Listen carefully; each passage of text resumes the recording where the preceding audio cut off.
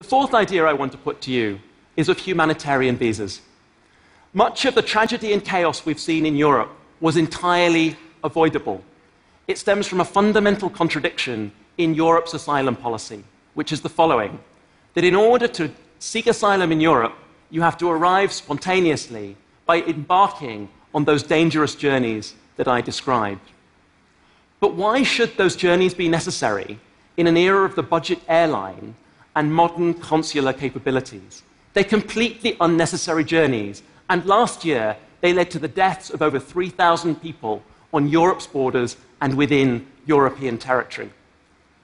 If refugees were simply allowed to travel directly and seek asylum in Europe, we would avoid that. And there's a way of doing that through something called a humanitarian visa that allows people to collect a visa at an embassy or a consulate in a neighboring country and then simply pay their own way through a ferry or a flight to Europe. It costs around €1,000 to take a smuggler from Turkey to the Greek islands.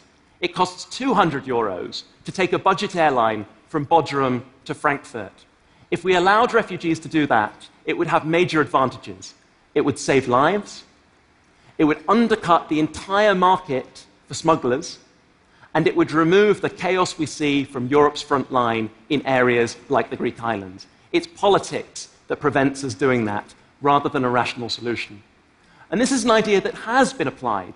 Brazil has adopted a pioneering approach where over 2,000 Syrians have been able to get humanitarian visas, enter Brazil, and claim refugee status on arrival in Brazil. And in that scheme, every Syrian who's gone through it has received refugee status and been recognized as a genuine refugee. There's a historical precedent for it as well.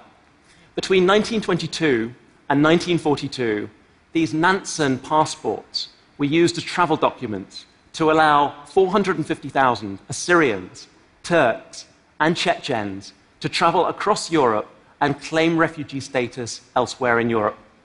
And the Nansen International Refugee Office received the Nobel Peace Prize in recognition of this being a viable strategy.